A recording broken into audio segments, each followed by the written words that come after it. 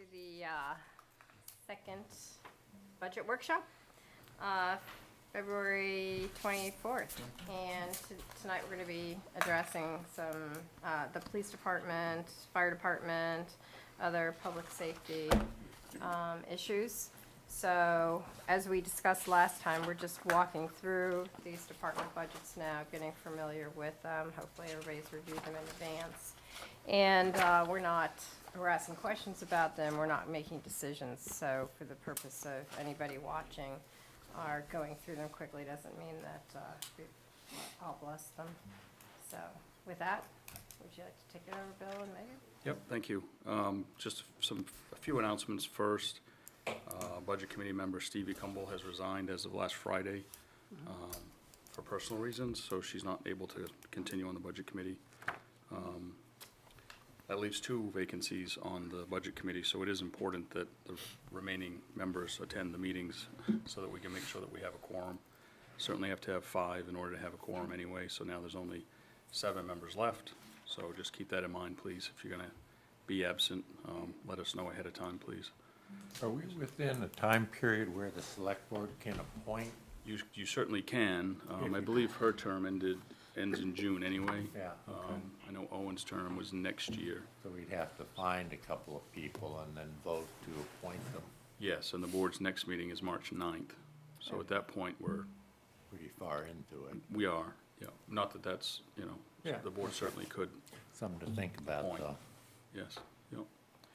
But we would want to appoint Owen's position anyway, right? Or that, You can, or it can be on the ballot for June. oh, okay. To Because finish even though that term. his- Well, okay, we, to finish that yeah, term. we could appoint someone for X number of months, 3 months, 4 months. Right. Right. Linda, do you want to clarify that? Okay, on Stevie Cumble's, since hers is up in, This June? this year, we're gonna be within the 120 days as of March 2nd. So hers will be on the ballot anyway with nomination papers. And also Owen's, typically what we do is, I'll advertise that one as a 1-year term, because now he's gonna be within the 120 days before you can appoint someone. So it's an elected position, so if it's within 120 days of the election, then it goes by election, Okay. not by nomination. All right, so we can't Yeah. appoint anyone. Okay. Thank you for the clarification, Linda. You're Thanks welcome. for nothing, Bill. Also, I was trying to work with you. You get those election laws that get in the way. Also, the next meeting on Thursday is not in this room. It's at the town office in the Richardson room. So I just want to point that out so nobody shows up here mistakenly and attends the planning board meeting. You can if you'd like, but we'd rather have you at the budget committee meeting. There was a question, one of the questions at last week's meeting was about the sidewalk project on Route 1 shared with Camden, going to Maritime Farms. So that project was put out to bid by DOT, and the bids came in extremely high, as they have with every other construction project across the state. So from my understanding, what DOT has decided to do is to combine that with another project, another sidewalk project, in hopes to lower the price. That other project is still in right-of-way phase, and they're having some issues with right-of-ways, gaining right-of-way. Yeah, one of the neighbors hired a lawyer, apparently. So that's where that stands. Even with, I did a calculation based on what the town has already spent, what the bid price was that came in for Rockport's share, and we would be about $16,000 short if that actually would, the bid price was the construction price, which it probably won't be down the road. So we'd be about $16,000 short, but it doesn't look like it's gonna happen until FY '22, based on the schedule that's there now. So we could easily absorb that in our road construction budget, or we can plan for that for FY '22. It might be best to, if it's, I don't know how much it's gonna drop when they combine the two, but I would suggest that we put something in so that we don't get hit with a huge amount in '22. Well, yeah, the most we would be hit by would be about 16,000, I would think. That 'Cause can that- be, And that's based on what the bid price was that came in. But if we put in, say, half of that 18 or 10 this year, Yeah, you then could. only 10 the next year. Yep, certainly could, absolutely. Yeah. I What's mean, the other in the past, we've project tried you're to build thinking it. about combining it with? The sidewalk up to Shirt Tail, in the hopes that combining the two would keep the price lower. On 52, 105. 105, yeah. So with that, you move into the police department's budget, and as I've done the first night, I'll try to highlight some areas that are changed from the current year. I will note to begin with that the expenditures are up just under 7% overall. Revenue is down. There's not a lot of revenue in the police department budget anyway. So the overall budget is up about 8%. Most of that is in the personnel lines. As I said last week also, this is one department that has the change in the personnel with the administrative assistant. We're sharing that position now with 3 departments, so there's a significant decrease in the cost for that position. You'll notice that there's a contingency line under personnel services without a line number for $16,000, and there's also a contingency line under employee benefits for $5,000. Those are in there for union negotiations. The contract expires June 30th. It's my understanding that we're not going to begin negotiations until April 1st. So it puts me a little, I've got to build something in there to allow for those negotiations to happen. And it's really an unknown at this point, obviously. Workers' compensation insurance is down again. We've talked about that. You're going to see that in all the departments. Also under the health insurance has decreased again, and that's partly because of the administrative assistant's position as well. Jumping way down to capital items. So this, we're proposing to purchase, to replace one of the 3 cruisers at a $30,000 amount, and put a $5,000 deposit into the police department vehicle reserve. There is a new schedule for that, for those vehicle replacements, which is a couple of pages past on page 149. The goal with this schedule is that we'll be replacing a cruiser every 3 years. And if you look at that schedule, you'll notice that after this year, the budgetary impact is pretty small, the way that we're doing this. So budgetary impact for next year is $30,000. The following year, it goes to 40 because we're replacing the SUV, but that's only a $10,000 bump. The following year, it decreases by 5,000, and then again, it goes up another 5,000. So, and then after that, once we get through the next 4 budget years, we'll have built up enough in reserves to be able to make those purchases each year without any budgetary impact. And we'll continue doing that going forward. So trying to build that reserve account up while we're replacing the cruisers at the same time. So that looking to the future, again, limiting that budget impact as much as we possibly can. In the past, there's been discussion of cutting the number of cruisers that we have. Is that off the table now? I have not considered cutting the number of cruisers we have. I've looked at it from the perspective of having that 3rd cruiser allows us, if somebody is going to training, they can take that cruiser and we're not paying them mileage to do that. If there's a cruiser that's out of service for whatever reason, we have a backup that can automatically fill in for that. Chief, I don't know if you want to touch base on that. Yeah. I'm going into my 4th year, and it's been discussed many times. I think it seriously handicaps us to go back to 2. Well, I agree. I was just wondering if it was off. I can give you an example. I had one officer that was at the academy for the 18-week class, so he had a cruiser. I had another one away at training, so we had 1 left. There are times that there's a cruiser that's not being used, and it sits there. And yes, the police cruisers sit outside because we don't have any place to house them. So if we ever build a new building, maybe we should put 3 more bays on, just to throw that out there. But I think it would go back, we would be going backwards to go to a 2 cruiser. Yeah, I agree. It's just, it had been discussed in the past, and I wanted the public to know what was going on. Yeah, and I've looked at that too, coming in as the new guy, and have heard the comments, the history there too as well about going back to 2. And in the towns that I've managed, that backup cruiser, if you will, I look at it very much like having a backup public works plow truck as well. You really need to have that as far as I'm concerned. And that you've already purchased it, so it's not you're not out any money other than a little bit of insurance money and a little bit of maintenance. But I think it makes economic sense to have that, and operational sense as well.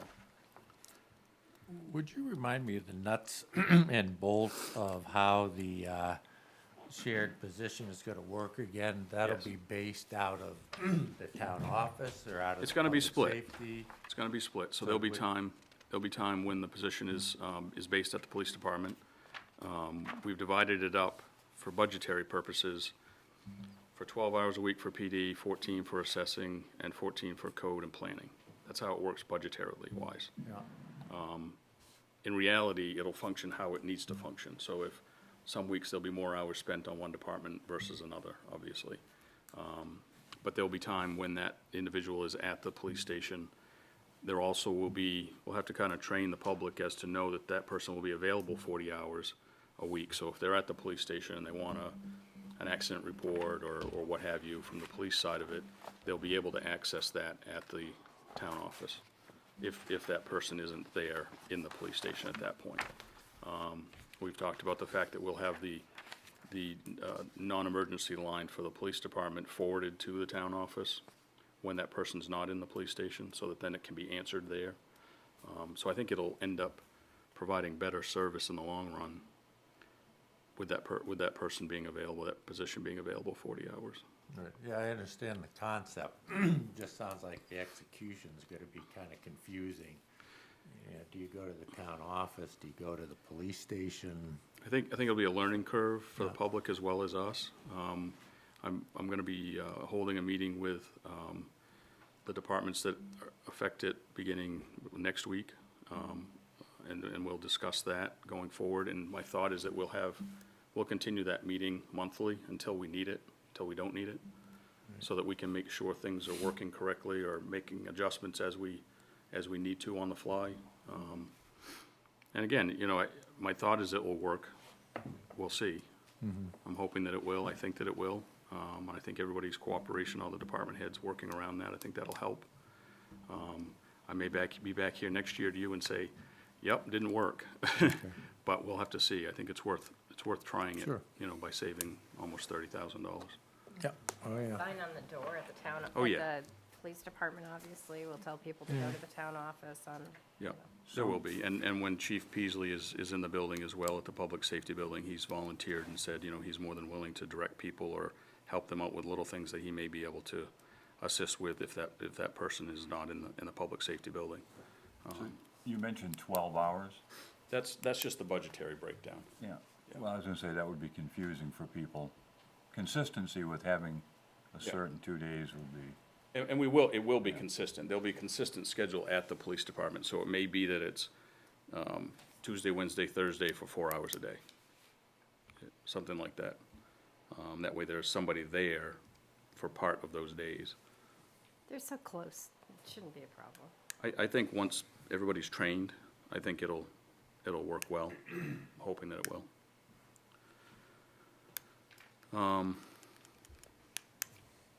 Under revenues, again, there's not a lot of revenues here. There are some changes, essentially based on actuals when it comes to miscellaneous reimbursement. But then under use of career development reserve, we've decided not to budget any revenue or use of that reserve, mainly because that's been being used over the last couple of years. So we're at the point where we really don't want to tap into that again for a revenue. Those are really the highlights. Certainly answer any questions that you might have of other areas that I may not have covered. Question for Randy on 5405, computer office supplies jumped from 1,500 to 3,250, and that's a lot of donuts.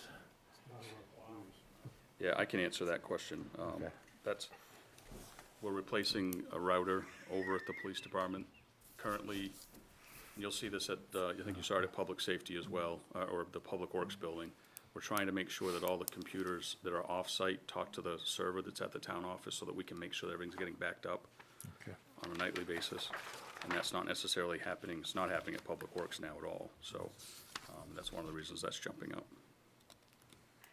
And then with the cafe closing or potentially closing, then we might need more donuts, might have to drive. You may. So you guys must know some surgeon jokes, don't you? Yes, but we can't share them in an open meeting. Those aren't funny. Too high class. Some HIPAA violation. Yes, right. Other questions? And I'm not making any value judgment here or anything, but I just noticed that the increase in Randy's salary is 4.3%, and the increase in Jason's is 2.7. So I was just kind of curious how those were arrived at. Obviously, I'm worth more than the. Yeah, I knew He that lost something the was arm coming wrestling. there. So again, the percentage that you see, there will be different than the 3% that we've built in for everybody just Yeah. because of the rounding numbers. Yeah, For instance, his salary in the budget is a little bit higher than what he's actually getting paid Okay. for the fire chief this year, so the 2.7% increase really is a 3% on his wage, just appears differently. And the police chief's salary is through Camden, so they may have a different pay scale through Sa- increase okay. than we have for I next- wondered if for next that year. was the Camden. Yes, yeah. Other questions for police? Okay, up next is, let's see, animal control on page 173. Bill, before we move off of the police department, I know we talked about mentioning this either under Public Works or under the police department budget, so we didn't mention it the other day under Public Works. It could go under either. And that is that there's been some talk around town about us doing so I'm raising something that's not in the budget, just for discussion, that there's been some talk about having a consultant to help us with traffic and parking issues, study, and so forth. And we don't have anything built in here, and I know it was not your intent to build anything in here. And I think that, we've talked about the fact that the ad hoc group is working, along with Randy and others, on the parking issue, and there's lots of things that are going on behind the scenes in terms of property issues and negotiations and stuff. Yep. So, I think that, I know my view is that we know that we have a parking issue and we're addressing it. We don't need to pay for someone to come in and tell us we have a parking issue, plus the fact that we're gonna know the ways, I think, to remedy it better than somebody who's not familiar with it. Yeah, it was considered when we were putting the budget together, or when I was putting the budget together, about potentially doing a traffic and parking impact study with an outside consultant. Augusta just released results from one of the study that they did in their downtown on Water Street, which is a very limited area. They paid $27,000 for their traffic and parking study, which obviously a little bit busier there. But I didn't build anything in the budget because I do have an ad hoc working group together that consists of myself, Doug Cole sits on it, our planner, Bill Napower, another employee from McEd is assisting with that, police chief, Joe Sternowski from the planning board, and we've been working on it for a couple of months. Actually, I have a meeting this Friday as well to follow up on that. So their first task was to update the parking survey that was done 10 years ago by then planner or code officer Tom Ford, and they've done that.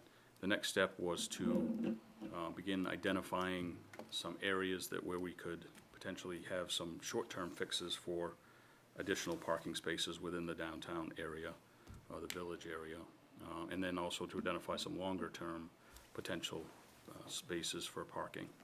So I think it makes a lot of sense for us to do it in-house. I think we can, I don't want to say do it better, but I think we can do it because we're here. We understand the issues that are here. We understand the businesses that are here. We have the planner that's working on it, the police chief that's working on it, planning board chairman. I mean, to me, it just makes a lot of sense to do that in-house instead of spending even $20,000 for that type of survey. And we probably can get it done quicker, to be honest with you. Yeah. So I hadn't built anything in. I really don't think it is needed at this point. I think we can do a lot of the work. Obviously, it's not gonna be a traffic survey, or a traffic study, but it will be a parking study and address some of those concerns. And all that information, once the work group is done, will be presented to the select board at a public meeting and discussed, and we'll be looking for next steps, what do we want to do next? What do we want to pursue? What makes sense? What are some of the low-hanging fruit? What are the longer-term goals and objectives? Yeah, so it's no reflection on the fact that we're not doing anything, it's just that we're choosing to do it in-house and Right. put our money in other places. Yep. Well, I appreciate that, Bill. I think that's the right direction for the town to go. And I'm glad to hear where we are, and that we're working towards that. I would be remiss if I didn't at least voice the other side of the story. Not that that's necessarily my own particular perspective, but two things. One of the things is that parking and traffic flow go hand in hand. So to discount the importance of a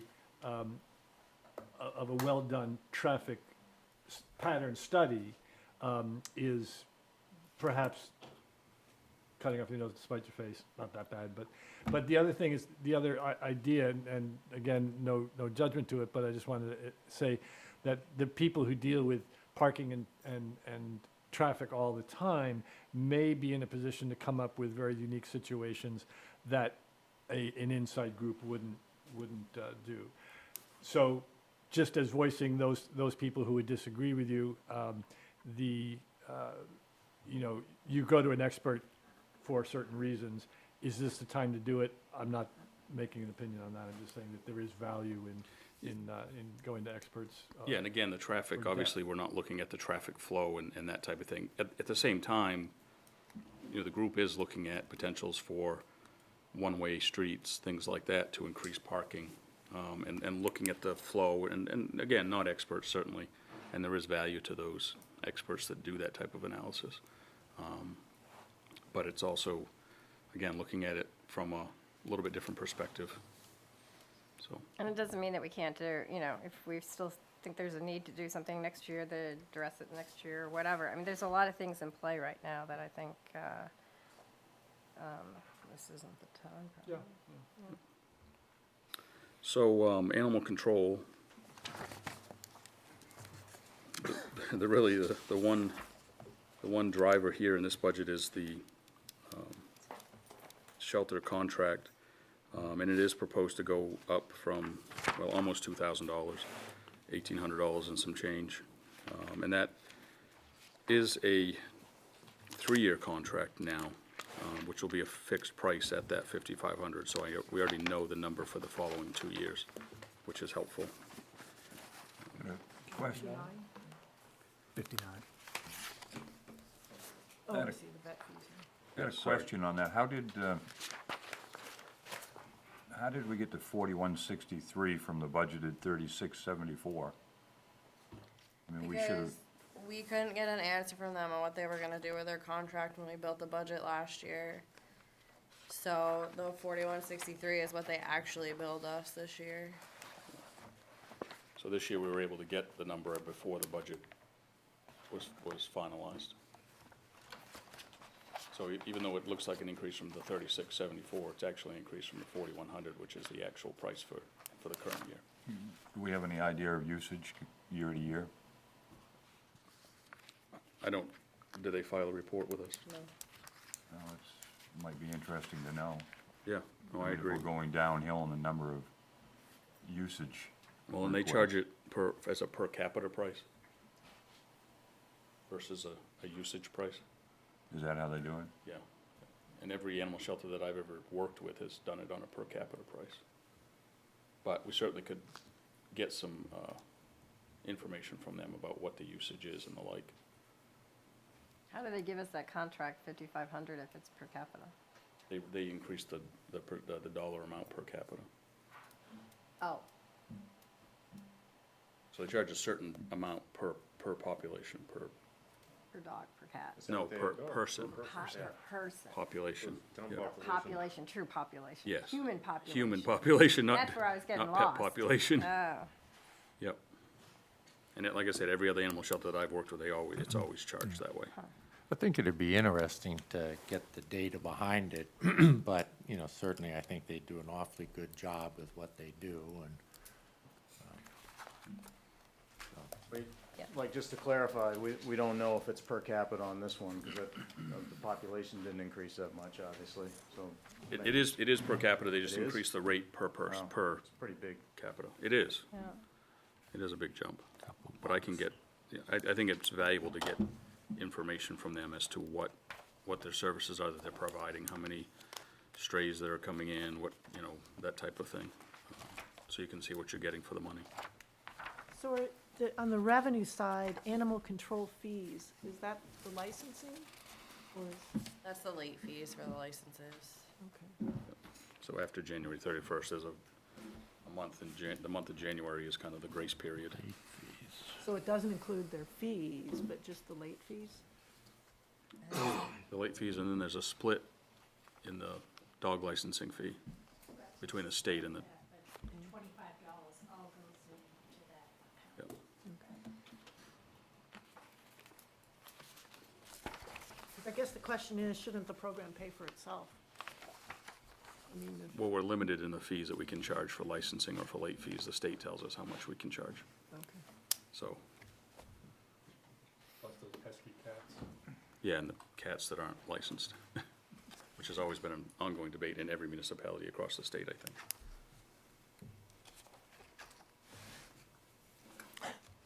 Other questions on animal control? Okay, fire department is up next. I'll hang out with you while you do yours so you can use my glasses. Teamwork. The detail starts on page 156.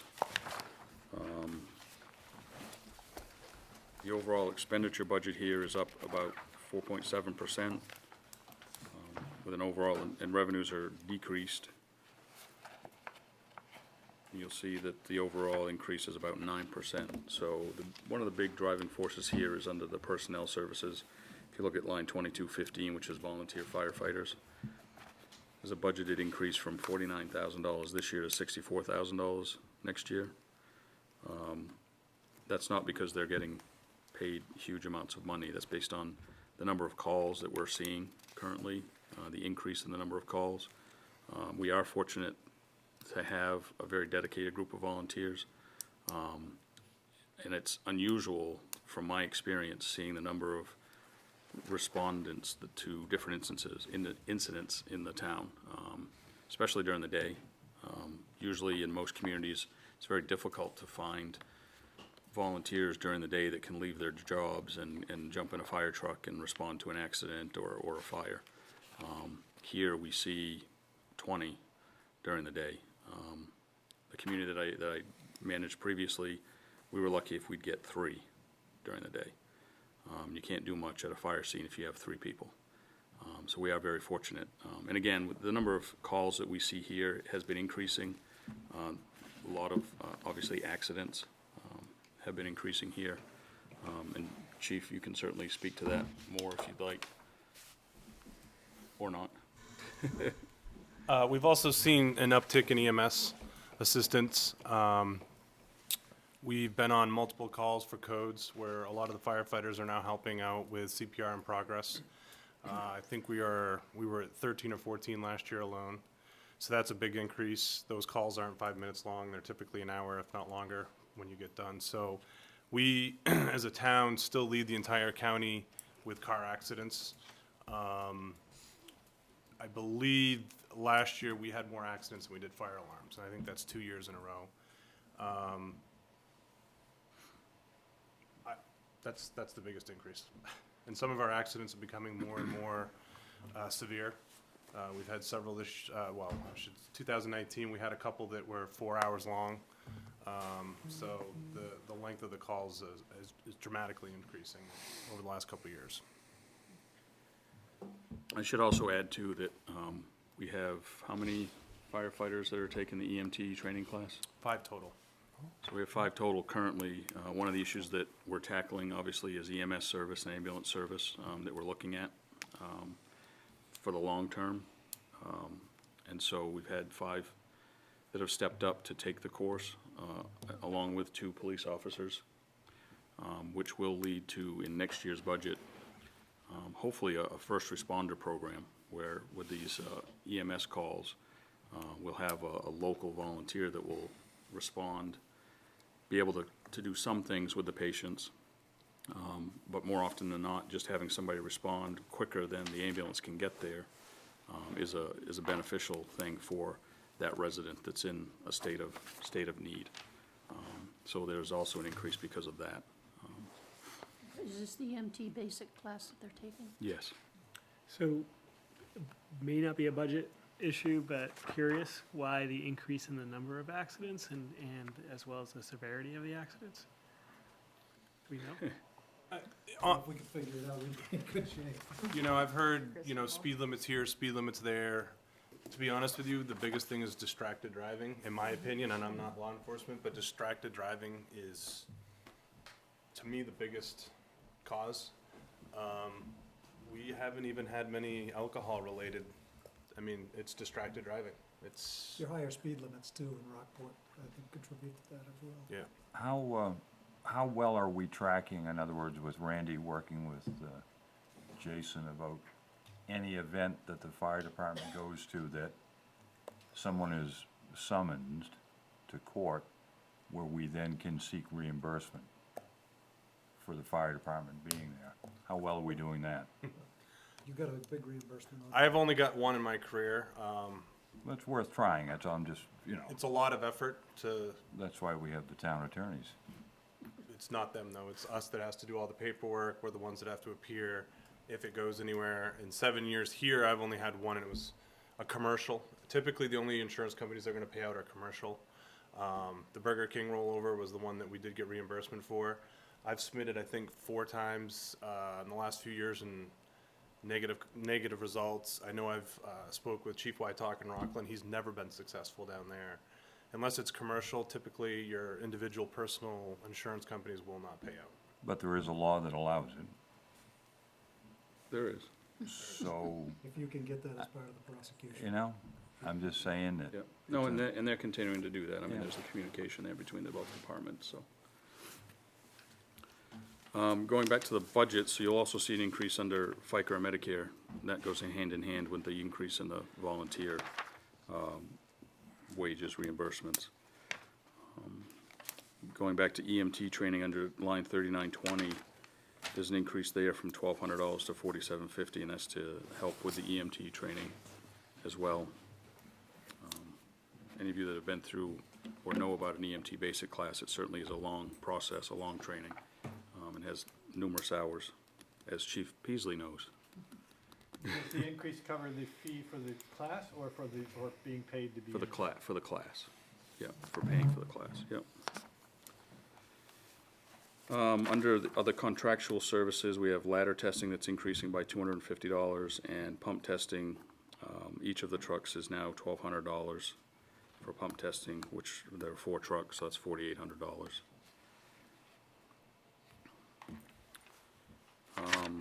Under capital items, you'll notice the, the fire chief's truck lease purchase. The budgeted amount is less.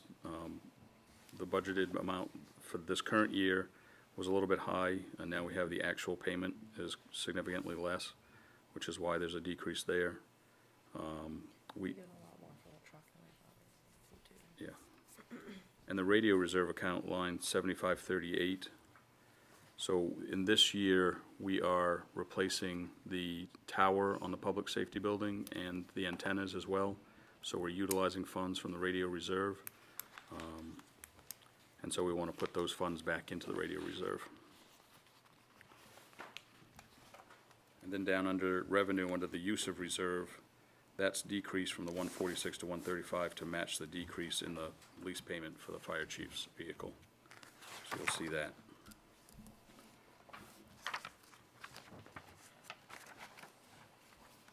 The online fire permits, you'll notice there's no revenue budgeted there. The town has switched from residents having to go through the state process to going to a free service, so that residents don't have to pay for the online permits. The state's online permitting system, I know it's $150, so I don't want to spend a lot of time on it, but the state's online permitting system charges $7 per permit, and $2 of that comes back to the municipality where the fire permit is. But it charges the resident $7 per permit. With the new system, there's no fee to the resident to use that. So we don't receive the $150 in revenue either.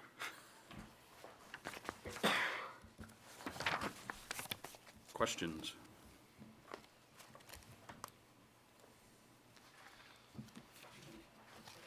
Okay, on to emergency management. On page 189.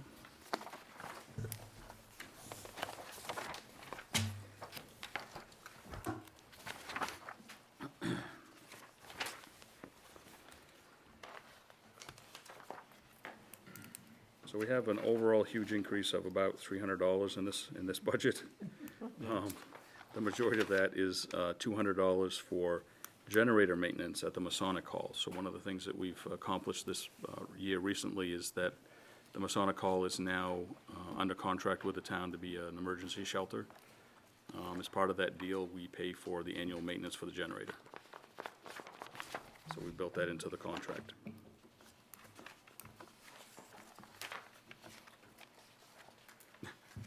Lots of questions on emergency management, I'm assuming.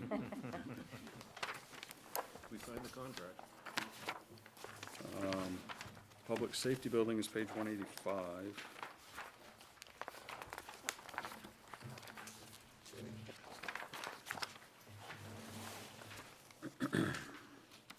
This budget sees a decrease of about 17%, from 39,800 to 32,950. And that essentially is in one line, or two lines, under purchased and contractual services. So under building repair and maintenance, there's money budgeted in this current year for painting and repairing the trim at the public safety building and the shed that's out back.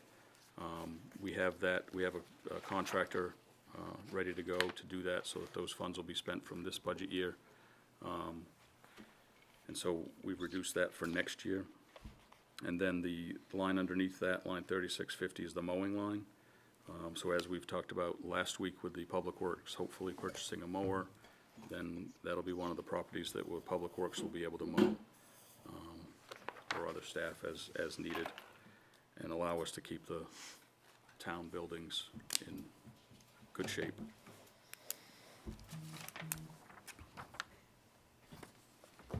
Questions about the public safety building?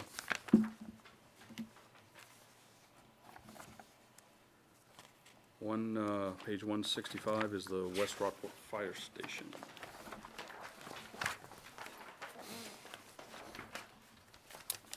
This budget does have an increase in it of $9,000 or so, and really the only change is in the capital area under building design and engineering.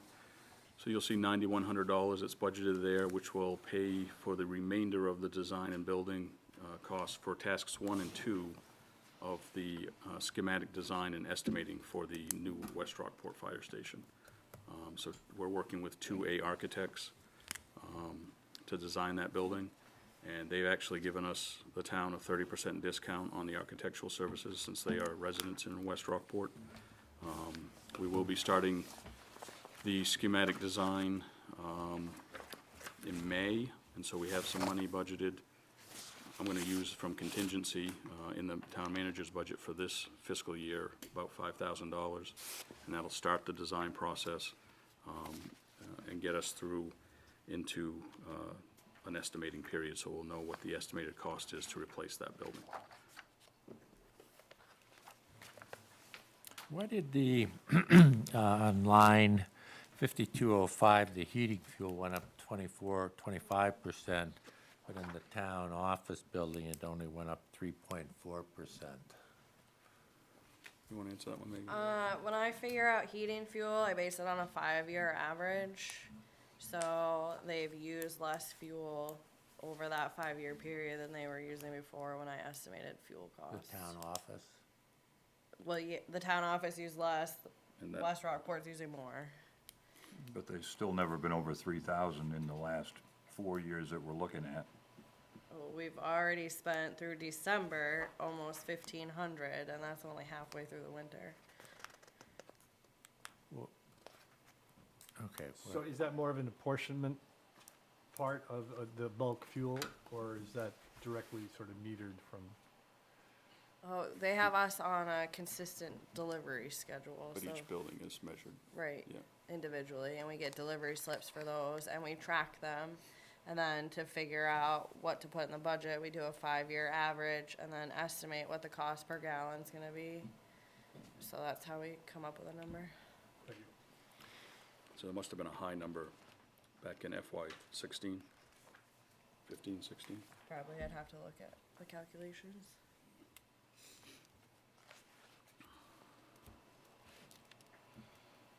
you see my point, though.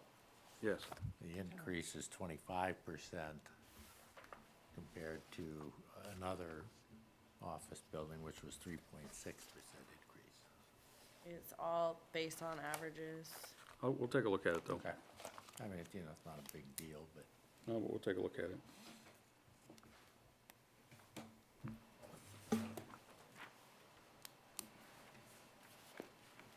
what are we gonna do for the next hour?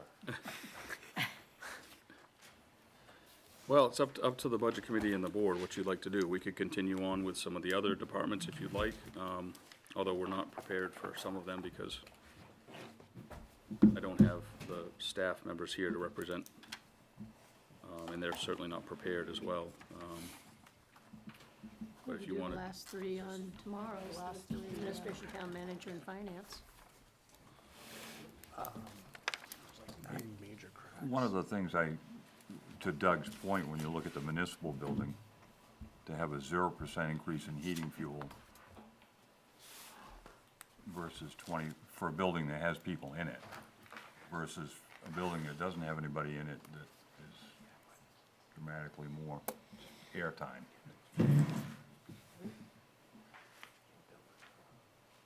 yeah, and like I said, I'll definitely look at that.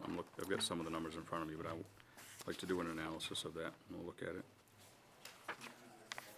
So, Bill So- and Megan, would you guys want to do yours, or Yeah, we certainly can. understanding that you weren't planning to do? Yeah, so we can jump right to administration, which is page 89. You don't want us here for this, do you? No, you're all set. Thank you. Thank you. It's a nice way of positioning it. Figured I'd ask first. He's been here longer, that's why I let him ask. Nice evening. Thank you very much. Thanks. Yeah. Yeah, but I haven't seen it. Remember? Yes. You can just give me a minute, I'll run down through the administration budget, looking at it so I can highlight some differences.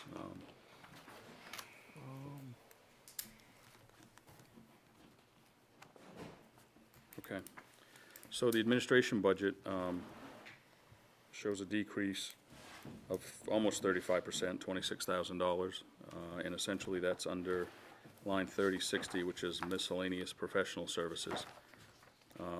It's going from $35,500 to $500. So that's the end of the library consultant's contract. So that's getting rid of that completely. We did add some money back in under the fiber optics project of $7,500.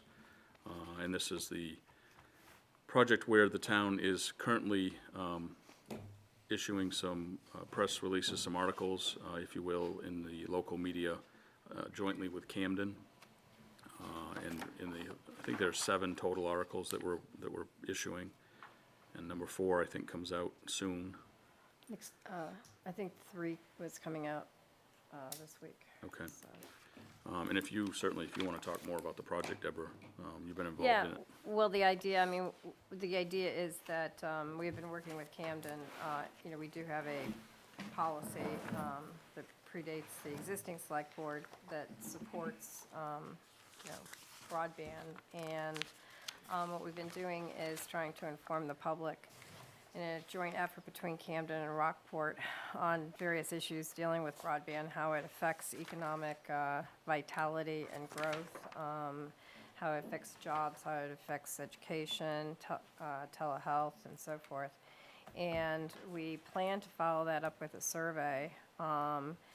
And the survey is key to trying to figure out what kind of take-up rates that there might be between the two towns, or between the two towns and maybe a couple of other towns who might join us with the survey. If we can get around 30 or 35% take-up rates, then that opens up doors for us, for private investors to come in and to build the infrastructure without raising taxes. So that's where we're headed. That's where we're trying to go, trying to get broadband throughout the town in one mechanism or another without raising taxes. So a $7,500, is that what you put in there? I did. Yeah, yes. That's just really the costs of, some estimated costs of doing the survey, doing some initial, low-level consulting work to get us those next steps, that's all. It says matching, where is that matching grant coming from? Yep, we already have the grant that's being, we already have acquired the match for the grant. I'm sorry, the grant that this will help match. Oh, okay. Yes. Where is that from? I was just curious. It's through the state. I don't remember, to be honest with you, which agency it's through, but it will help with Like the. a Connect Me grant? Or It's not a Connect Me grant, but it'll help with the surveying costs and the like. Oh, right, I remember that now. Yes, with the- yep. Yes, right. So this is money that we've committed to because of Yes. grant funds we're receiving, as well as because we're partnering with the town of Camden? Yes. So, okay. And Camden is hopefully committed to doing the same thing, putting up the same amount of money.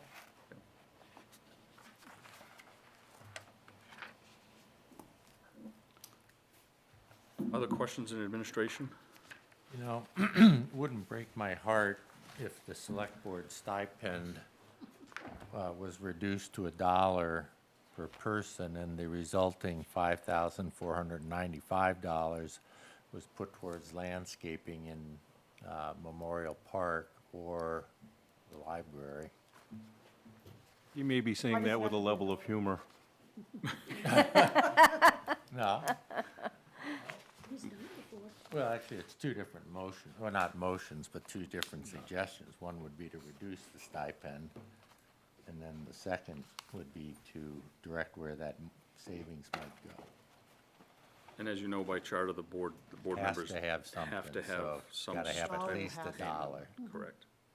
Of course, another way to handle that too is that each individual member, if they wish to donate to the landscaping project at the library, could do that as well. Well, of course. Problem, but, you know, the that's what I problem, want. I would I be understand. happy to reduce that to $1. And I stand ready to do that at any moment, and I think that's a great use to put it toward. I know we're not taking votes now, but that's my position. But I know last year it was, I didn't want to have the stipend in there either, other than $1. But, that, I know this has been controversial in the past, in past select boards and budget committees. But the problem with getting the money and then saying, well, the select board member can just donate it, is the select board member has to pay taxes on it and then donate it. So it costs you money to donate. And that's what kind of perturbs me. You may not be able to donate it unless you can itemize deductions either. Yeah. That's true. And the Well, other- I can tell you from an administration standpoint, putting the budget together, I was not gonna reduce that line. I would let the board decide if they would like to do that. That's a good call, Bill. Back to the flow chart of And the argument This in is the past this is the presentation part. Yes, Well, exactly. the argument in the past has been that some people will not run for the select board because they need that Sure. tiny amount of money. As Ken would say, you can't penalize future boards. Right. Correct. But you're not, you're only saying Yeah. it for this budget year. You're not saying that it's always But gonna be still, at $1. I don't know whose Well, terms are come- up this year. to Inertia say is a wonderful thing. Somebody So, gets elected in June. This was the presentation part. Right. Yes. No, well, we're having a discussion though, and we're trying to. Come July so- 1st, there may be two people that aren't. Right, so you're penalizing those two people. Yes, you're right about that. And you do get a deduction from making a charitable donation too, so. If Well, you're not gonna if be you able to don't itemize. Stu? I- Tax law. Yeah, Bill does all the Anyway, taxes, so. thanks, Doug. it actually Bringing costs that up. money, so. But Well, we have to have I do something have a done. I do have a question though. Is it possible, just Yeah. theoretically, that if certain members wanted to not take a stipend, that you only put $1 in there for them. I mean, can you treat different, aside from the ones that are not, or that are running this year, for those who are not, can you treat us differently? I'm not unevenly? aware of any policy that says if the board member wanted to refuse all except for $1 of their salary, that, You just don't put it in there except for $1 for that person. Like the charter. Again, you don't want to get the check and then have to. right, we'd have to Well- check the charter just to make sure, but my understanding the charter just says that there has to be some payment Right. towards select board members. So theoretically, if there were some members who wanted to not take it and ask that that amount be put into landscaping or whatever, then it is something we could entertain when the appropriate time comes. And that whole Sounds like it. change would be only to avoid the tax consequences of making a donation? Yeah. Okay, and which would have a total amount on that of how many pennies? Well, I mean. 1/3. when you- Well, It's not pennies. Well, the other, $25 plus another $1.45, another $14.50, Well, it's 15. No, it's, No. it's 40%. It's Depends on your 40%. tax If your rate. tax rate is Well, yes.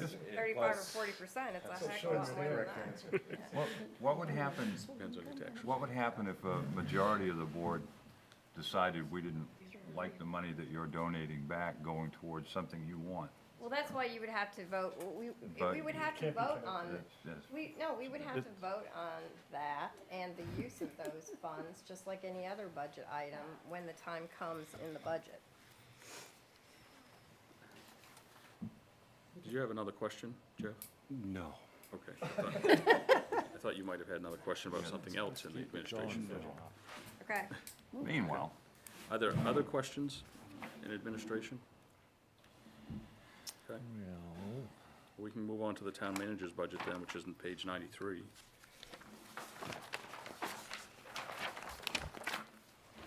remember, we haven't had a chance to really review this, so.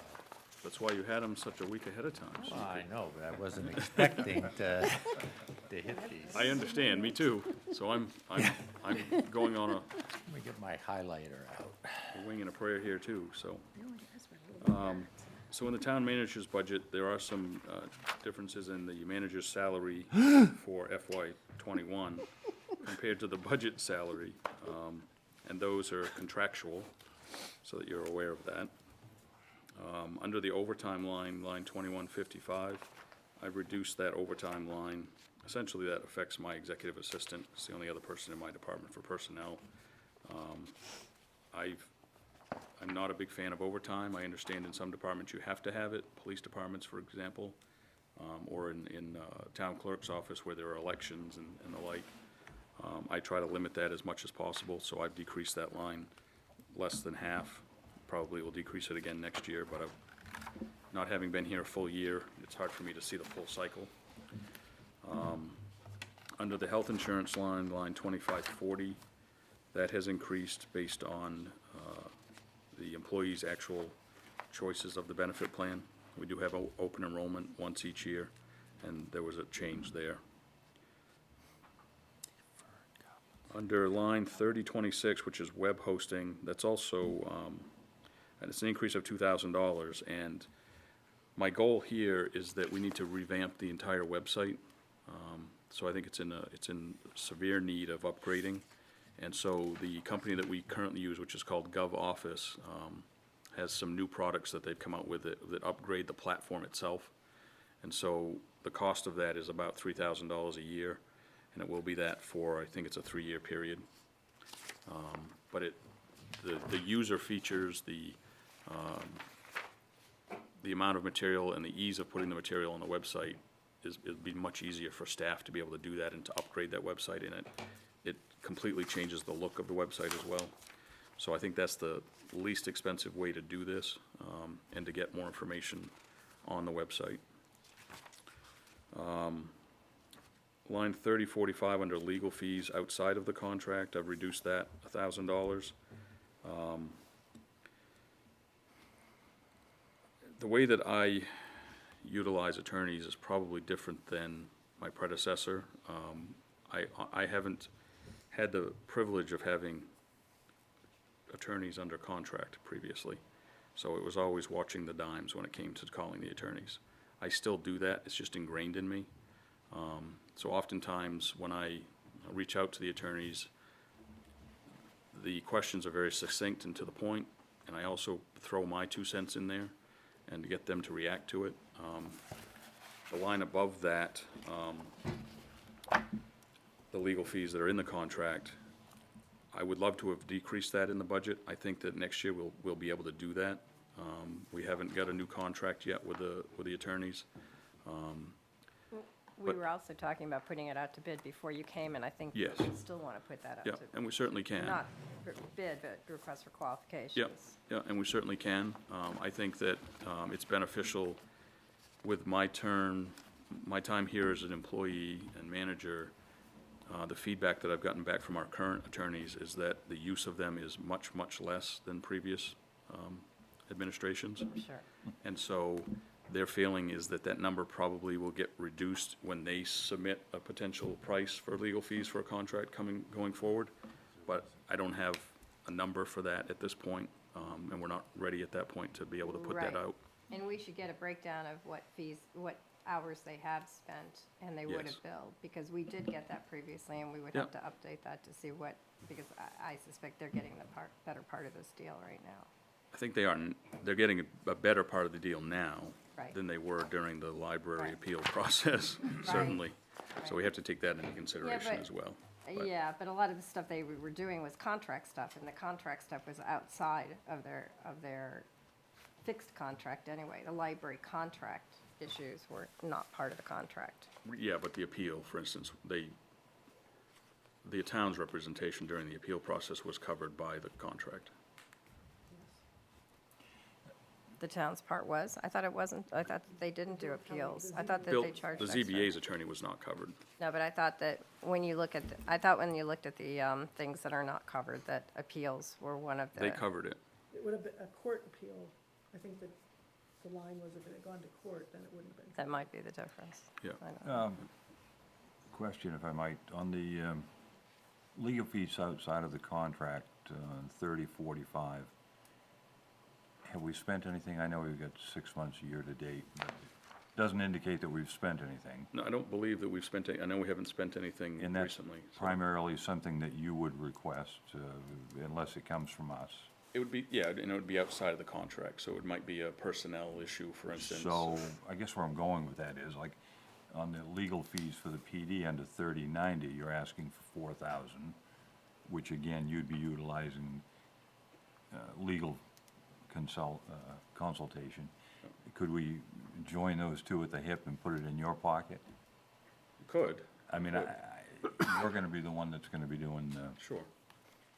Sorry, I'm lost. I don't understand So that. there's a line item 3090 3090 for the PD, I think it's legal fees, which contract. I think Bill said he was gonna do the union contract Oh, I see. for. And, right, I see. And that should be moved out of the public safety over into, well, I'm just, or I it's a mean, suggestion. you know, I mean, there's legal fees that Bill will be using, not the, I mean, it will tell you at the end of the year how much the police department number was, but yet, it would tell you the same thing in Bill's. And I think if you were joining the two, you might be able to cut one a little bit and, you know, come up with 6 instead of 8. Keep in mind, too, that this line would cover things such as bond counsel on lease purchase agreements, things like that. So, like the streetlight project, we haven't, Well, that, and that'll come out of, that'll come out of this line when we do get that opinion for the lease purchase agreement, which will happen within 2 or 3 weeks. I mean, that goes down to talking about your contingency line too, 4450, which has 10,000 in it, which is just a number that in case something comes up, Right. you know, Right. so.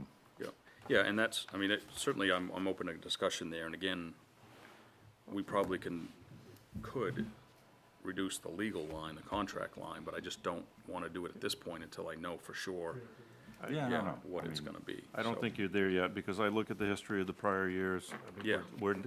It's good that we're sitting at the 40,000 where we are. I look at the legal fees outside of contract and that trend in history. Right, Right. And It's pretty scary. Yeah. I thank you for not requiring or requesting out-of-contract legal fees, legal services year-to-date. Yeah. No, and my plan is to utilize legal Right, fees because that as little as change, possible. that change is behavioral, and it's good to see. Sure.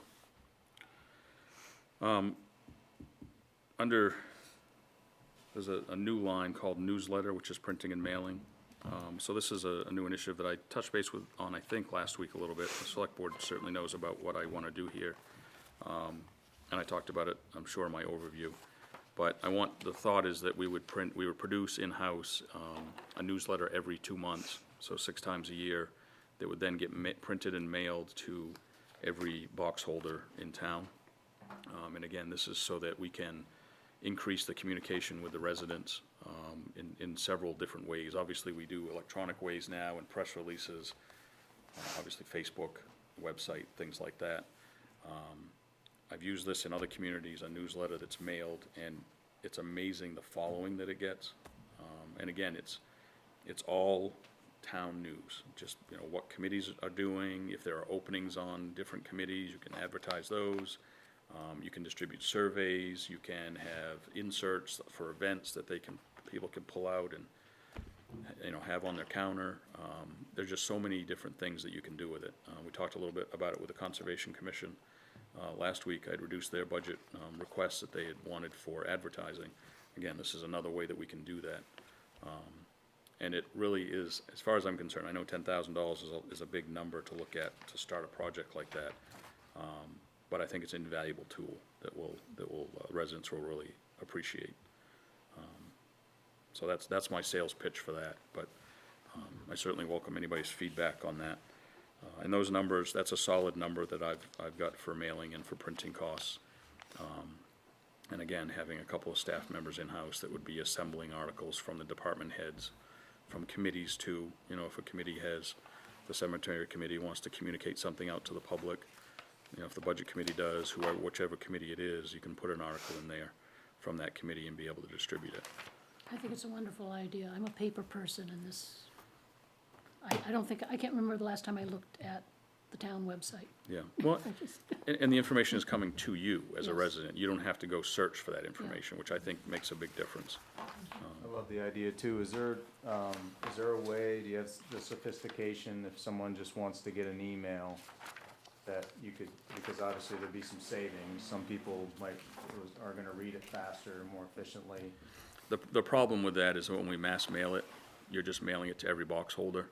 Gotcha. So it's not addressed to individuals. So I mean, and we certainly will email it to people that will request it. We'll create that email list.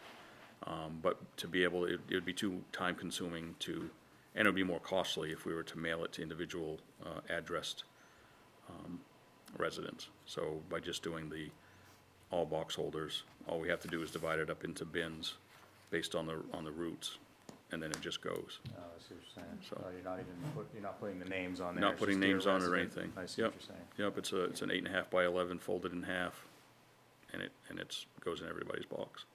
And then you have changing emails, specs and things. Yep, but it will be, once it's mailed, it will then be posted on the town's website. There'll be a link put on the Facebook page, so those that do look at it electronically, it'll be there. And like I said, we can certainly create an email distribution list so that it just goes to that list once it's sent to the mailbox as well. The contingency line, Mark just touched on this a little bit. So there was $25,000 budgeted in this fiscal year, and that was to cover a couple of areas. One was the manager's salary line. So any negotiating, there was room in there to negotiate with the new manager's salary. And then there was also money built in there for hiring an outside consultant to do a wage survey. I've been working on, I have not completed the wage survey. I've been revising all of the job descriptions. Takes a lot of time, but I am revising all the job descriptions, which is the first step to do a wage survey. And I'll be doing a wage and benefit survey, so I already have some of that data compiled based on job descriptions that are easy, like patrol officers, for instance. Other job descriptions are not so easy to compare between municipalities. So I expect to finish that project over the summer months. But I don't think we need to use the money that was allocated in there for that purpose. I think it's beneficial to have it done in-house. But I have reduced that down to 10,000. I've found in other positions, having a contingency amount is important to have because you never know what's gonna come up during the year. You can budget and plan as best as you possibly can for anything that comes up. But there have been some things that have come up in this budget year that I'm using that $25,000 for. One of those is brown-tail moth, for instance. So we talked about that a little bit last week, too. We'll be treating, injecting trees at the March Jones Fields and doing some tree trimming with an arborist. That's gonna come out of that line. There's mold that needs to be cleaned up at the West Rockport Fire Station. Well, we don't have that budget anywhere else. That's gotta be done. It's gonna come out of that line. There are things like that, that we have to, that just come up during the year. The EMS education effort that we wanna undertake, some of that funding would come out of that line, because it's in this budget year, most likely it'll start. We don't know what that is gonna entail at this point. So that's what we build in there for contingency. If it doesn't get used in any given year, it's not something that I'm planning on using. I'm hoping that we don't have to use it. But if we have to, we have an emergency situation, whatnot, then we have some funding that we can utilize. Under supplies, line 5717, employee safety and performance. I've reduced that a couple of $1,000s, and that's because the select board had voted to create an employee safety reserve. This past fall, we received a dividend check from Maine Municipal Association, directly related to our insurance for good performance. So the board had decided, at my request, to create an employee safety reserve with that dividend check that we received. And so we'll be putting that into, any of those checks we receive in the future will go into that reserve, so we can offset in the operating budget that funding, so that we still have money in the reserve that we can tap into, so we can reduce that. And hopefully we can continue that as we move along. So on employee benefits, does the town take care of 100% of the costs for the family of the employees? No. What is the breakdown? There's a three-tiered breakdown based on when employees were hired. So Megan, you can certainly. The lowest tier, so the tier that all new employees are going into now is 80% employer, 20% employee for the employee, and then 75-25 for any dependents. And there are a couple of different plans that the town offers. Yeah, did the rates go up too? Yes. Just in general, yeah. And even our highest deductible plan, which very few employees participate in, but that plan has increased substantially over the last few years because our healthcare provider has had so many employers move to that group that they've realized that that plan isn't adequately funding itself. So last year, our no deductible plan had a 3% increase, and our $2,500 deductible plan had an 11% increase. So as more people are moving to those higher deductible plans, they're looking to have those people pay more of the share that they're paying out in claims. How many people out of the 29 or 30 full-time employees are at 100%? Maybe 5. 5, 6. so.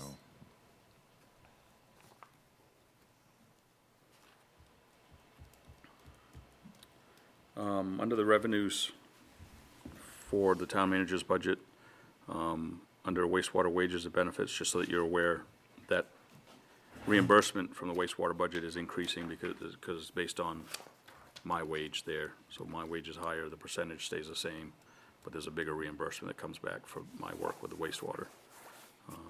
So you see that as well.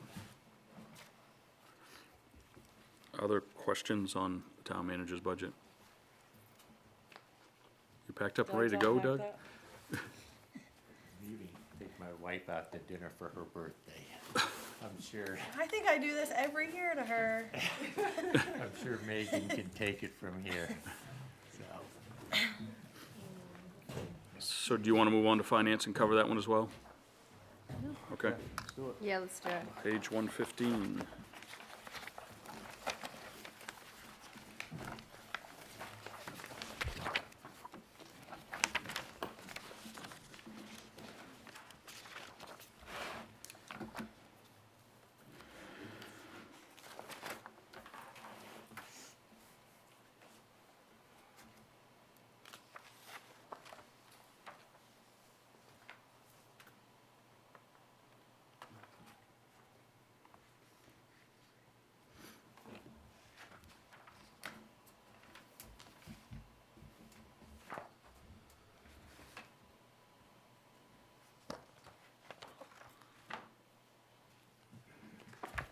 Okay, so under Personnel Services, the administrative assistant position has been, the job description for that has been changed to actually reflect what the work is being done in that position.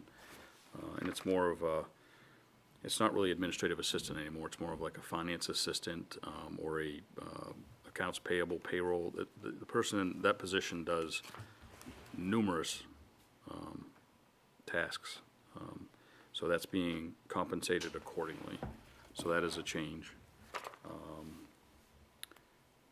Down in the benefits area, of course, the wage changes obviously affect the benefits calculations as well.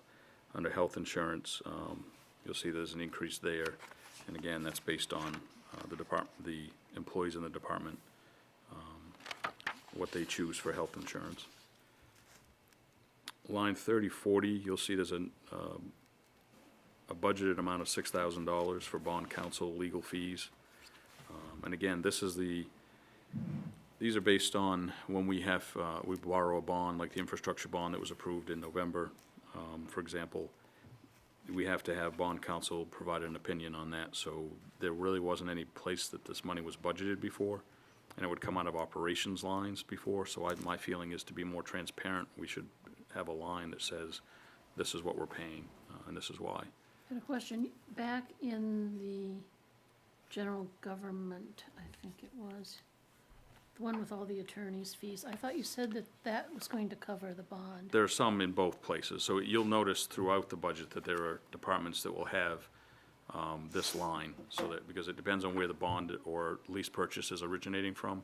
Lease purchase is a perfect example. So in Public Works, for instance, we do a lot of lease purchasing for vehicles. Anything that's over $100,000, we have to have a bond opinion on from a council. And so if it's a Public Works truck that's over $100,000, we've built into that budget bond counsel legal fees. If it's a, go ahead. Is this still with the company that we have the contract with? We do use a different attorney at that, yes, at that firm.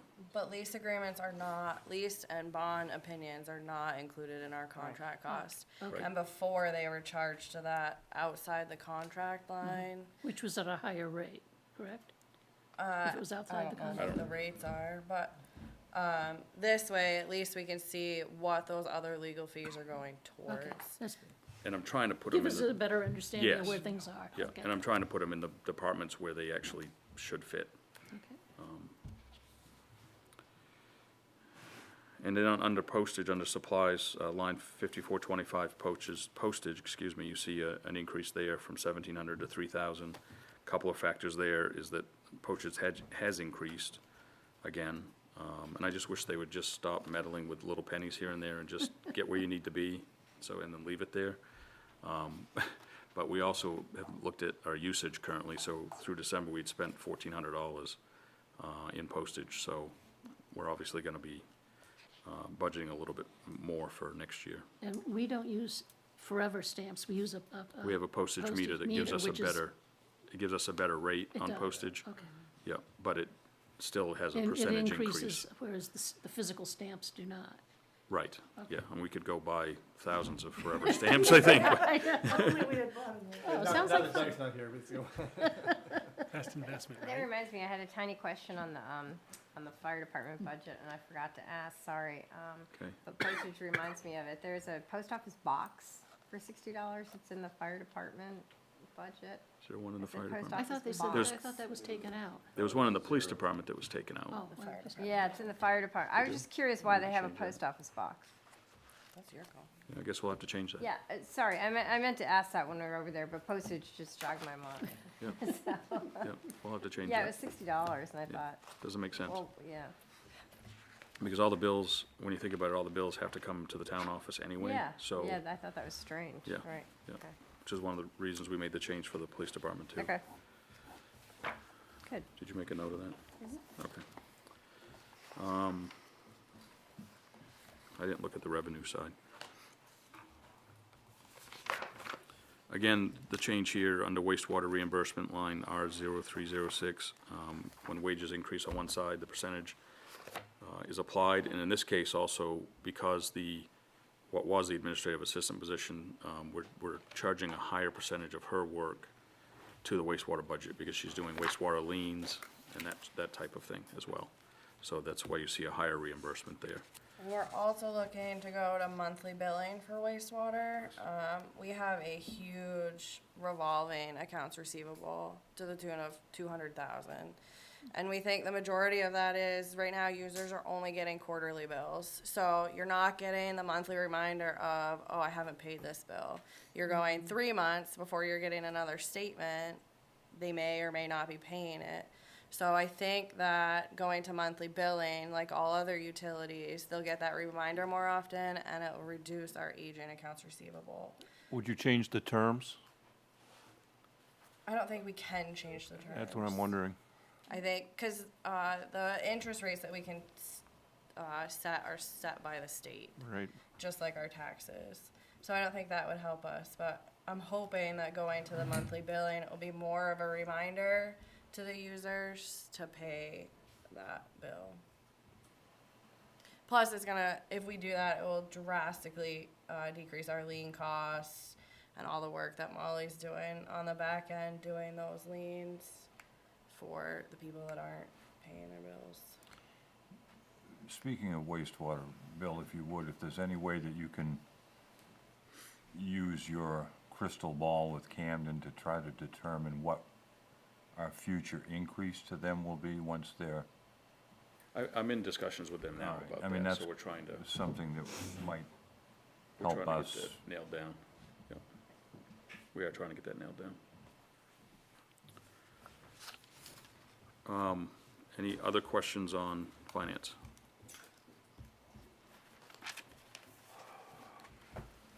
Okay, If we look at Thursday and Monday of next week, Bill, do you think there are opportunities to rearrange, reschedule, and consolidate? I absolutely think we can. I mean, maybe you're not gonna be able to get everything in one meeting, but you might be able to, a 2 hour and a 1 hour or something. Well, even if, it's 10 minutes to 7 now, if you'd like, we can look at some of the ones that are on Monday, March 2nd. Yeah, the town Yeah, we've office got building. 4 things that are bills here. Yeah, we could start at Town Office Building on page 125 if you'd Yeah. like. I'm a proponent of less meetings. Just demonstrate your knowledge here. I was gonna say, keep Well, in mind, I don't, Yeah, but, because we're in the presentation mode. for- Yes. for, Right, you know, right. of course, If we're self-disciplined, we're in the preservation mode. yes, yes. Just give me a second to look down through so I can remind myself.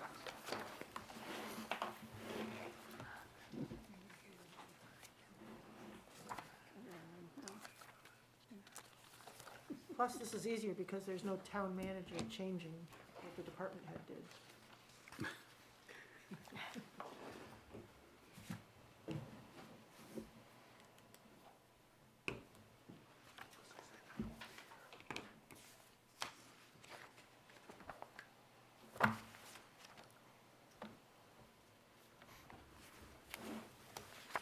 Have to remind me, why is the sprinkler system so much less? Because we budgeted for work that's being done in this fiscal year. Okay. Or the flip side is if you need more prep time, or the other people need more prep time, move everything to Monday the 2nd. There's options. Yeah, the advantage of doing that is that we get televised again, whereas the Thursday we're not. Is it Thursday? Yeah. Yeah. Thursday we're in Yeah. the Richardson. Well, that might be a That good solves a reason lot to of move problems. everything to Monday the 2nd. But we're doing Yeah, we can move it. We doing can, municipal building right now, right? we can do the municipal building now, I think. Yeah. Knock a couple of these off. So I'm just, like I said, I'm just going down through just to remind myself as to what the changes are and why.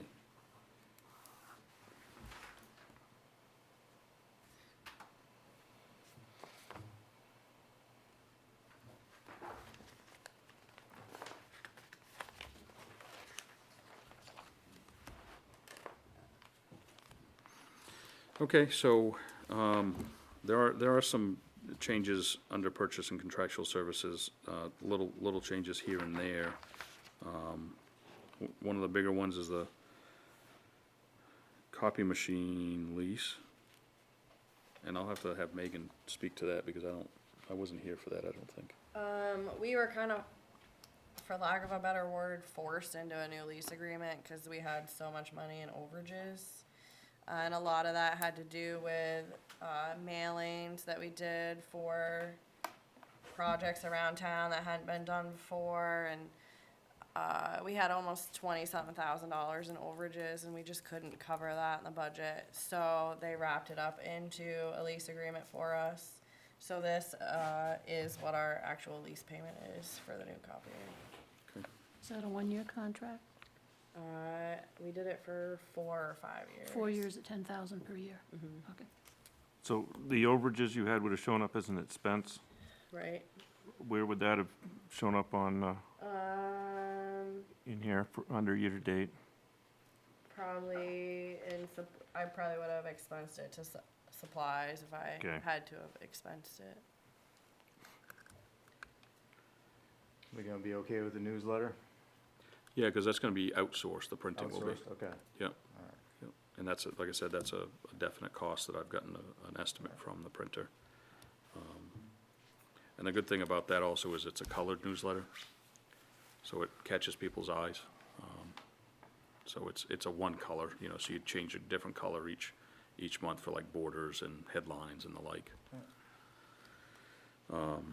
Under mowing, line 3630, so you'll see the mowing is zeroed out. And again, that's another one of those areas where we purchase the mower, Public Works can mow the lawns. And again, the appearance when it comes to making sure that those buildings look good all the time, I think is very important. So under the sprinkler system, line 4110, other contractual services, that's decreased by $2,000. There was some work that was done to the system during this fiscal year, or will be done to the system this fiscal year. So we'll be able to reduce that. While I'm talking about that item in particular, and I talked about this on the Public Works too, there's some work that will be done to the sprinkler system in the Public Works building that will come out of this fiscal year, that has been on the to-do list for several years.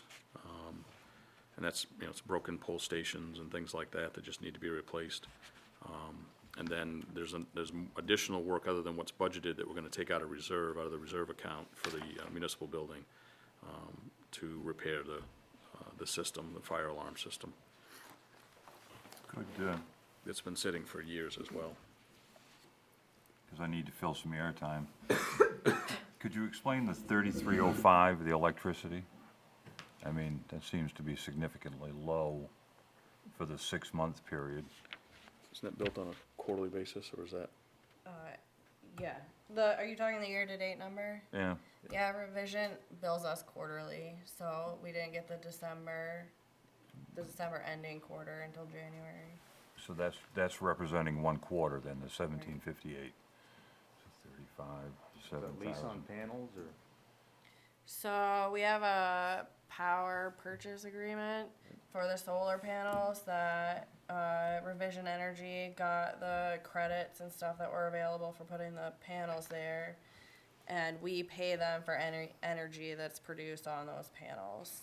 After their 7 years is up for their allowable credit, we have the option to purchase those panels, and then we will have the benefits of the power that's produced. We won't have to pay for it any longer. When's the 7-year period, you know? We are 1, 2, 3.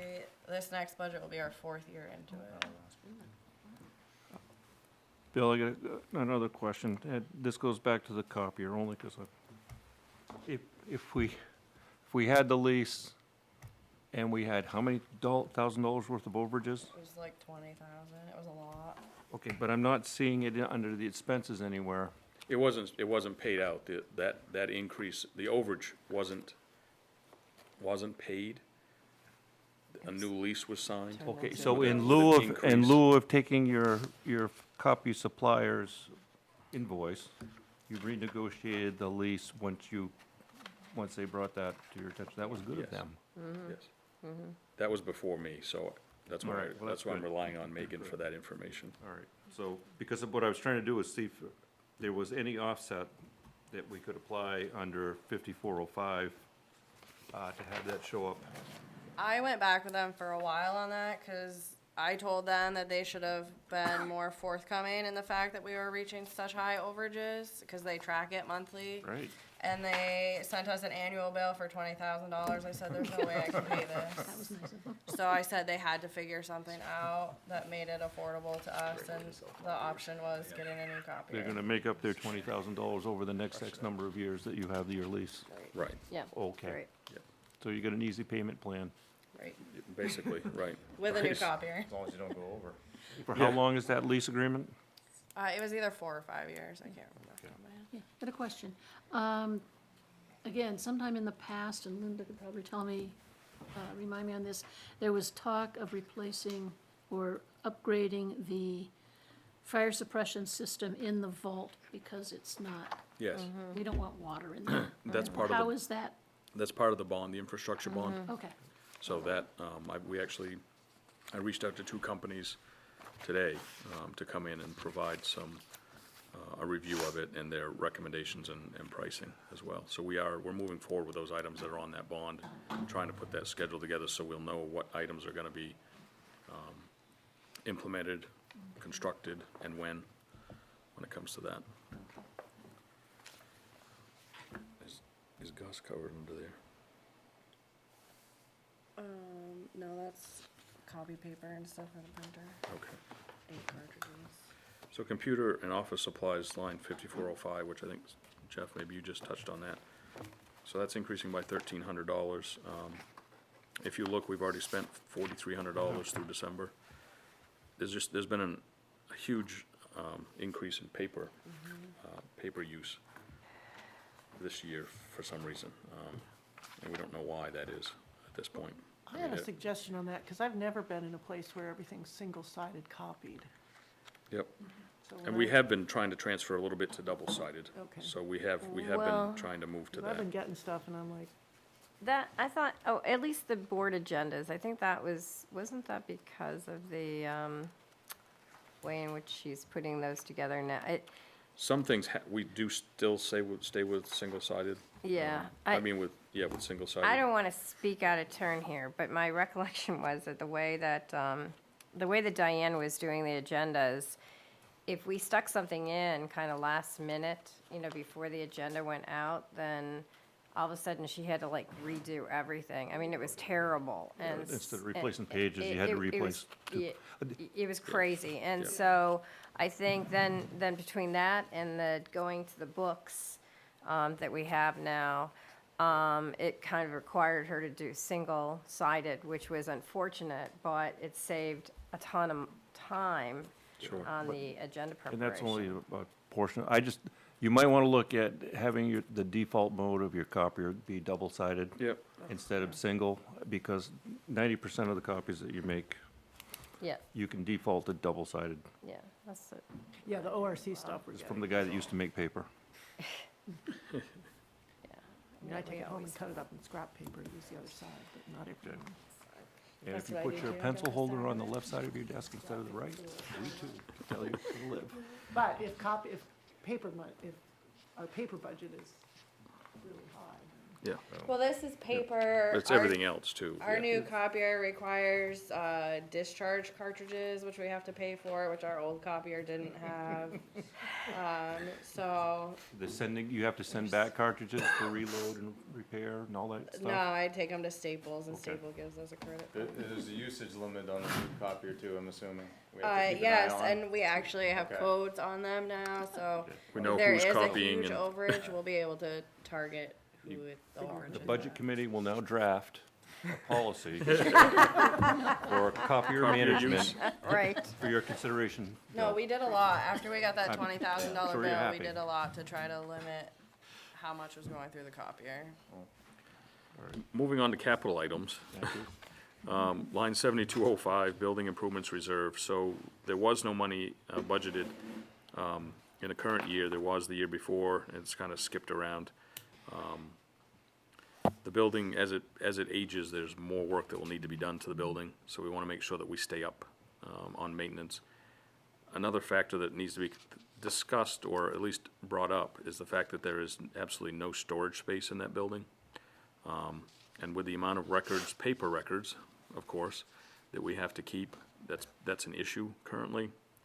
We are doing our best to weed through some of the the old filing cabinets and the like, and trying to identify some areas where we may be able to put some filing cabinets that are locked.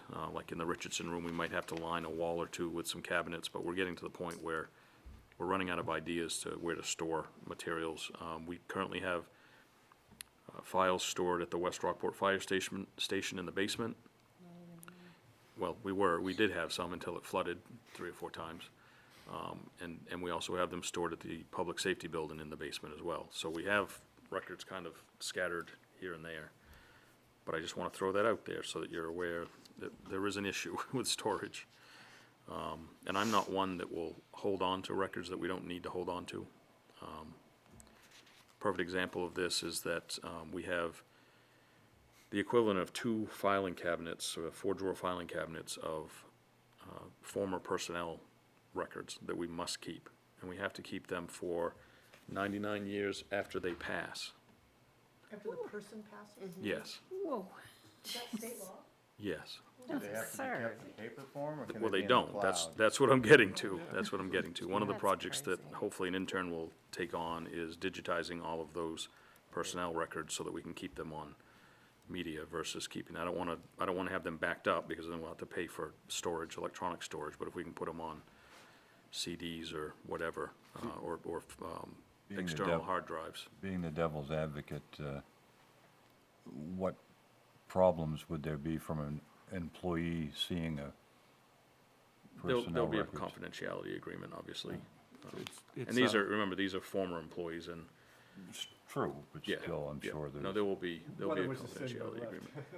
Yeah, no, You do an intern and you do the NDA. Yeah. yeah. And again, all they're gonna be doing is they're just gonna be mindlessly scanning in. Once you have an intern Not sign gonna an have time to NDA, read. they'll be so scared they won't. Unless someone That's right. asks them to release it. If it's a state law, you might wanna talk recent to debate. Senator Miramont about putting in a bill and change Yeah, that. that's, I'm thinking innovation, take that one on. Yeah. It's gotta be a That's no-brainer. ridiculous. It's been brought up in several different sessions about changing a lot of those records retention Yeah, state laws, and for whatever reason, the legislature just is very stubborn about that. And every iteration of the legislature has been Well, that's absurd. difficult. And we're a I mean- small town. I mean, think of somewhere like the city of Portland, or Well, but they have the staff to be able to Something like that. digitize those records. right. But Yeah, on an because it ongoing costs, basis. that's just Yeah.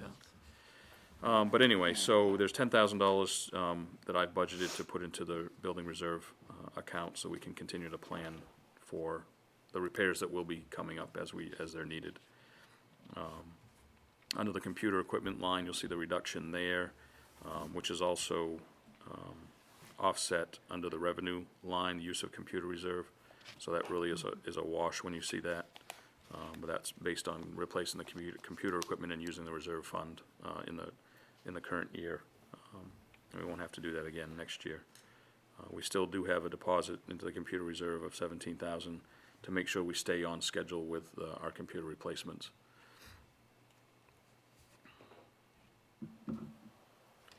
Those are the highlights. Any other questions or areas that I didn't cover that you have a question about?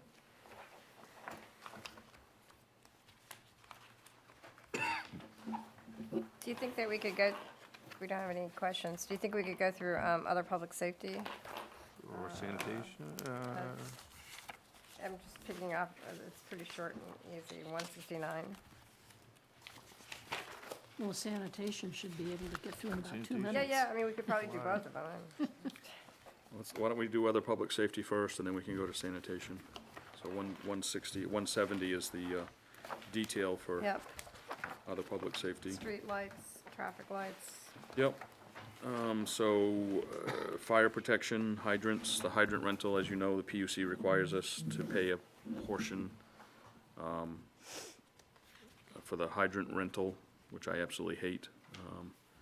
But it will be increasing based on the rates that, whatever they're called. Are they still called Maine water, or are they Connecticut water, or are they Soon to be California water. California water, or whatever it is? Yeah, I think they sold again. So there's a significant increase there, of about $12,000. Under streetlights, as you, I'm sure, are well aware, the town is in the middle of our LED streetlight project. So you'll see under the streetlights line 4205, a decrease from $59,800 to $15,000.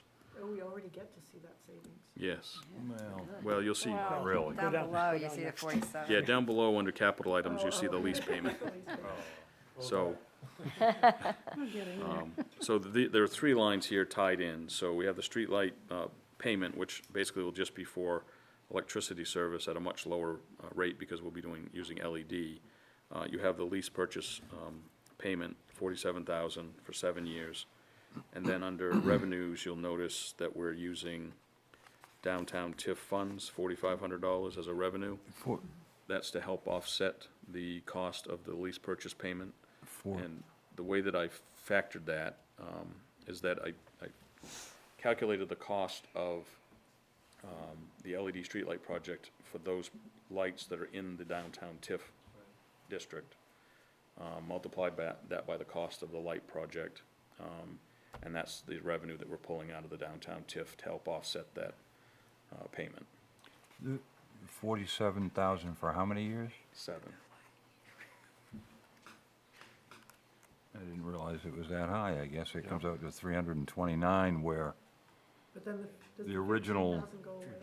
I thought the original number was like 200 and some odd thousand. Well, what wasn't included in that was the purchase price of the lights. right? From when I went back through all the paperwork. So you have the LED streetlight project with Real-Term Energy and the acquisition of the purchase of the lights and the installation of the lights. And then the smart controls that were added on, which was another $33,000. And then you add on the $66,000 for buying the existing streetlights. So that's why I don't have the exact number in front of me, because I wasn't prepared for this particular Yeah. one, but Yeah, but the payback on that stretched out a few years in the final days of that. Yeah. We were at process. 5 years and Yep. everything. And I think, I mean, again, we're dealing with numbers that they're estimates and their projections. The 47,000 is a pretty good number, because we've got that. The 15,000 is probably a little on the high side, but I'd rather be conservative there and make sure that we cover our costs for the streetlights for that first year, because we don't know what it's going to be until they're actually installed and operating, so we can see what the electricity cost is. So I think that number may be able to be reduced next year when we're looking at that. And so the downtown tip use, how many streetlights is that when I think of? I'd have to look at, 8 of them or again, I don't have my paperwork with me. Yeah. I mean, I remember you But I'm said thinking over there was 1,000 like, each, so I was- That would be 3 or 4 Yeah. at $4,500, because those lights were $1,000 a piece, Yeah, plus the those are smart the more controls. expensive ones, right, Those are, Yeah. the those tip are all, ones. So there might be more money there. You obviously noted My- that my that those are calculation the is- more expensive ones when you yes, went through that. I did. But I also didn't charge for the electricity service. Oh, okay. So part of that cost is in the electricity line yeah. But under streetlights for 4205. I'm just doing the conversion would of that, them. would that TIF use, though, be in 1 year? That's gonna be for each year, Correct, 'Cause so I've that's why broken the it out. number's as That's low why as it it's is. lower. Yeah. So I figured we could Okay. use that for the The total 7-year purchase time price. period. Oh, Right. right, Okay, gotcha. that's not, The tip. Yeah. That's not Number the of lights purchase price for times- each of those lights. Okay. okay, that's stretched out over the 5 or 6 years, Yeah. 7,000. Yeah. 7 years that, Right, because I Sets to didn't, I didn't want to use it all in 1 year. correct. Got Did you it. allocate a portion of funds for like the controls or any other things that are? Everything included with it, so the smart controls are included in that number, the purchase of the streetlights, the installation of the streetlights. And I want to say that the number was like 25 streetlights. Well, In it's the- 7 times 4,500 divided by cost per light. Right, right. And But- again, I have that all sitting in my office. Plus, we're using TIF funds in the public works budget to offset the intersection. So there might be the possibility to relieve some more if you can find a valid way to use it. But there's not a huge amount of money No. in the downtown TIF currently. So between the intersection project and this, it kinda, right. Yeah, we're using like $40,000 out of the downtown TIF, and there's like 55,000 in it. So, but they're legitimate projects, obviously, within the downtown district, TIF district. The system's gonna be up and running when, for the lights? I just got an email today from the project manager that's overseeing the installation. So the lights are on order, they've been on order. The check to CMP will be going out the end of this week to complete that purchase of the lights. And so we're looking installation be done by hopefully middle of April. Depends on when the lights come in, and where we fall in the installation schedule. Because again, there are the group of towns we're all working together, to have an economy of scale when it comes to purchasing the lights too.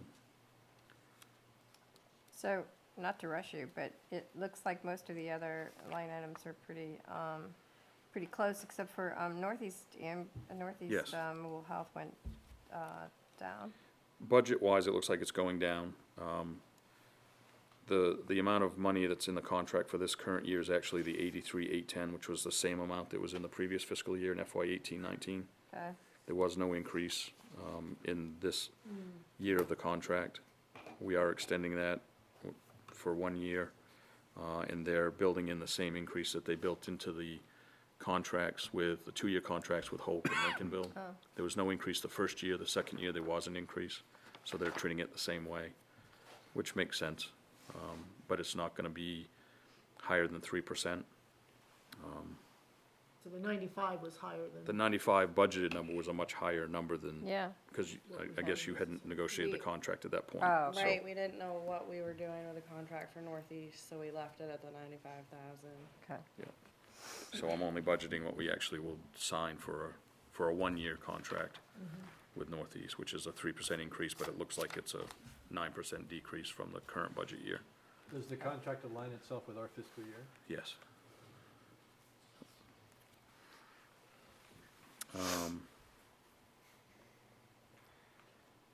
Yeah, I think everything else is pretty much covered there. It's really the hydrants, the Northeast ambulance, and the streetlights. Okay, so you had a 0.42% increase in year over year. Yes. So Not bad. as others suggested, you want to do sanitation? Sure. And then that would be maybe the last one tonight? Yeah, and then the others we can easily cover.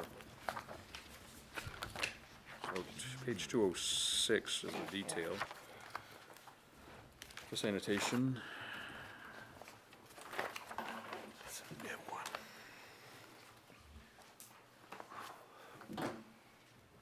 Okay, so here, really the only differences are in the Midcoast Solid Waste Corporation assessment, going up 4.7% from 161,000 to 169,000. And I'll credit Deborah as a member of that finance committee and myself as a member of that finance committee that got pulled into that finance committee, I should say. Thanks to Doug. Thanks to Doug. The finance committee really worked, there were hours and hours on end that we worked with the manager to get that budget down. And Allison McKellar, the select board member She was from great. Camden, was fantastic. Yeah. And she spent a day with the manager, going line by line to try to get the budget developed. The manager's original increase was how much, do you recall? It was one that I just went, yeah, that's not gonna work. It was I mean, like- it was it- ridiculous. It was absurd. It was. 25% maybe? I mean, it was, 25% increase or something. Yeah. And, yeah, and that's when the finance committee became active and took it over, took it frankly. over, basically. Yeah. Yes. So, the increase is manageable, I would say. And actually, if you look back under the department head number, the 222,000, that was the original number that came from the manager. So that was a 37.4% increase Yeah. to Rockport, Great, well, thank you. so. And then down under the revenue side, you see the payment in lieu of taxes, which is based on a formula that comes from Midco Solid Waste. There was a change, I believe, this current year, with the payment in lieu of taxes. Before, there was also an amount budgeted for plowing and sanding as a revenue. If you look at the next line down, $1,500 was budgeted as a revenue, and then $500 as a miscellaneous revenue from Midco Solid Waste. My feeling is that those belong in the Public Works budget, so when we looked at Public Works, there's a line in there for revenue. So we moved that revenue into the Public Works budget, because they're the ones that are actually performing the sanding and any other labor. If they need another operator for a loader or a backhoe or something like that, then we'll bill them accordingly for that. So in this year, the payment in lieu of taxes, has it just not occurred yet, or? Right, they usually send it in June, Right. And after I asked for it a couple times. Exactly. And actually, this year, I think, didn't we receive one in January from them for last year's? No, we got last year sometime. Did we? Okay. Really? You'll notice the reason that there's a decrease from the 6,000 from previous years is because the sanding and the miscellaneous reimbursements were broken out of that pilot, out of the payment in lieu of taxes to actual services. They actually changed the way that they were calculating their payment in lieu of taxes. They took the assessed value of the land and applied the mill rate to it. So when we realized that they were gonna drastically cut our payment in lieu Right. of taxes, we decided that we would start billing them for Yeah. services we were providing. It was Owen and I against the other 6 members of the board on that decrease Okay. last year from the 6,000 down. So then that's when we decided we'll To start billing. just start billing for our services. Right. We'll make up the difference. Yeah. Not pretty close. And I think we budgeted, I want to say 2,500 in revenue in Public Works. But it makes sense anyway, though, because Camden does a lot of the, Camden basically does their accounting and their bill paying and their whatever. And it does too much that needs to be, and will soon hopefully be taken back into Midco Solid Waste staff to do some of those activities. But right now, we as a corporation were only paying Camden $10,000 for what was really $25,000 or so worth of work. So now this year, we are paying them $25,000 with an eye toward bringing that back into the corporation, bringing that number down the next time around. But anyway, so the point is that for us, billing them for services is consistent with what Camden is doing to the corporation. Sure. Any other questions? Okay, so, I think what we can do is we can put the Thursday items together with the Monday items and review them all next Monday. Does that make sense? Yes. That way, as Jeff had said, the meeting can definitely be live streamed then on Monday, whereas it wouldn't be able to be on Thursday. So no meeting on Thursday, other than the planning We board. need to let Right. non-attendees, we Yep. gotta let Doug and others know. So that leaves, I'm looking at 8, does that look right? Different, 7, 1, 2, 3, 4. And the county and the debt are 8. 2 seconds each. okay, 8. Yeah, So, right, exactly. The top 5 on Thursday's list, and Harbor County School Insurance and debt special assessments. yep. And we covered like 12 today, so should be okay. I'm watching today, Jeff. 2 others. One for Jeopardy. Big audience. Yeah, okay, so we don't need any motions or anything, so we're adjourned.